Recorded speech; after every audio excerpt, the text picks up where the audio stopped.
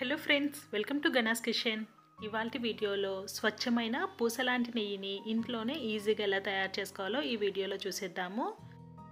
ఈ నెయ్యిని తయారు చేసుకోవడానికి ముందుగా మనం ప్రతిరోజు పాలు మరిగిస్తూ ఉంటాం కదండి.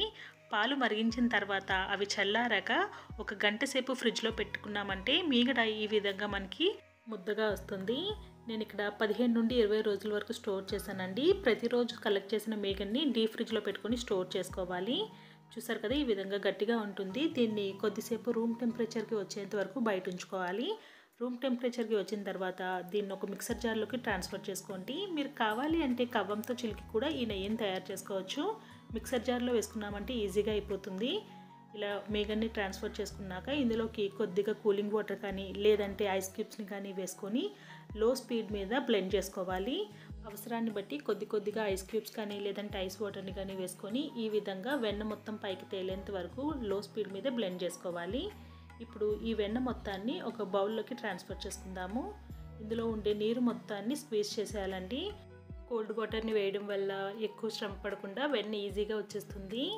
మిగిలిన మీగడ్ని కూడా ఇదే విధంగా మిక్సర్ జార్లో వేసుకొని వెన్న తీసుకోవాలి. ఇప్పుడు ఒక బౌల్లోకి బాగా కూల్గా ఉన్న వాటర్ని తీసుకొని ఈ వెన్నని ఆ బౌల్లోకి ట్రాన్స్ఫర్ చేసుకొని బాగా క్లీన్ చేసుకోవాలండి. మనం తయారు చేసుకున్న వెన్నని ఈ చల్లటి నీటిలో వేసి కడగటం వల్ల అందులో ఉన్న పాల వాసన పోతుంది. అలాగే నెయ్యి తయారు చేసుకున్నాక ఎక్కువ రోజులు కూడా పాడవకుండా నిల్వ ఉంటుంది.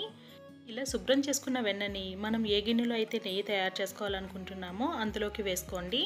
మీరు కావాలి అంటే దీన్ని ఒక బౌల్లోకి ట్రాన్స్ఫర్ చేసుకొని బటర్ కింద కూడా యూజ్ చేసుకోవచ్చు. ఇలా వెన్న మొత్తాన్ని ఒక గిన్నెలోకి వేసుకున్నాక స్టవ్ ఆన్ చేసి స్టవ్ మీద పెట్టుకొని లో టు మీడియం ఫ్లేమ్ మీద వెన్నని కరిగించుకోవాలి. చూడండి, వెన్నంతా కరిగిపోయింది. ఇలా స్పూన్తో కలుపుకుంటూ మరిగించుకోవాలి. పైన ఇలా నురుగులా వస్తుంది చూసారు కదా, ఇదంతా పోవాలండి. అలా పోయిన తర్వాత మనకి నెయ్యి తయారవుతుంది. మనం హై ఫ్లేమ్ మీద పెట్టి మరిగించామంటే అడుగున మాడిపోయి నెయ్యి అంతా స్మెల్ వచ్చేస్తుందండి, పాడైపోతుంది.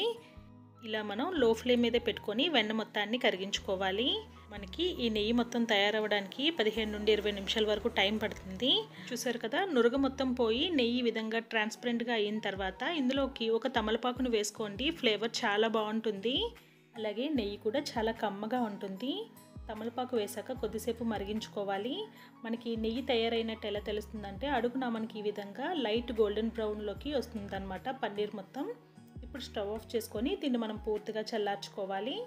ఇలా పూర్తిగా చల్లారాక దీన్ని ఒక బౌల్లోకి ఫిల్టర్ చేసి తీసుకోండి.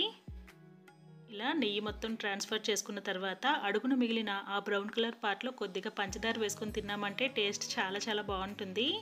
అడుగున కొద్దిగా తేటలాగా వచ్చిందని చెప్పి నేను మళ్ళీ దీన్ని ఇంకొక బౌల్లోకి ట్రాన్స్ఫర్ చేస్తున్నాను. ఈ నెయ్యి పూర్తిగా చల్లారిన తర్వాత చక్కగా పూసలాగా వచ్చేస్తుంది. నేను ఇక్కడ దేశీ ఆవు పాలతో చేశానండి నెయ్యి, అందుకే మనకి ఇలా ఎల్లో కలర్లో వచ్చిందనమాట. అదే మనం గేదె పాలతో తయారు చేసుకున్నామంటే నెయ్యి తెల్లగా వస్తుంది. అంతే అండి, ఎంతో కమ్మనైన నెయ్యిని ఇంట్లోనే చాలా ఈజీగా ఎలా తయారు చేసుకోవాలో చూసాం కదా. మీరు కూడా ఒకసారి తప్పకుండా ట్రై చేసి చూడండి. మీరు ట్రై చేశాక మీకు ఎలా కుదిరింది అన్నది మీ అమూల్యమైన ఫీడ్బ్యాక్ని మాతో కామెంట్స్లో తెలియజేయండి. మీకు కనుక ఈ వీడియో నచ్చినట్టయితే ప్లీజ్ లైక్ చేసి షేర్ చేయండి. మరిన్ని టేస్టీ రెసిపీస్ కోసం మన గణేష్ కిచెన్ ఛానల్ని సబ్స్క్రైబ్ చేసుకొని పక్కనే ఉన్న గంట సింబల్ని యాక్టివేట్ చేసుకోండి. దీనివల్ల మేము పెట్టే లేటెస్ట్ వీడియోస్ అన్నీ మీకు నోటిఫికేషన్గా వచ్చేస్తాయి. Thank you for watching this video.